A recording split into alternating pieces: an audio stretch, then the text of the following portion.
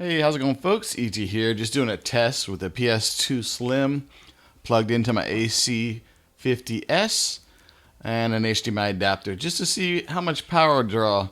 First test will be just the PS2 Slim plugged in, and next we'll go ahead and plug in a 27-inch LCD monitor, and this is what we're getting. We're getting locked in at about 54 watts.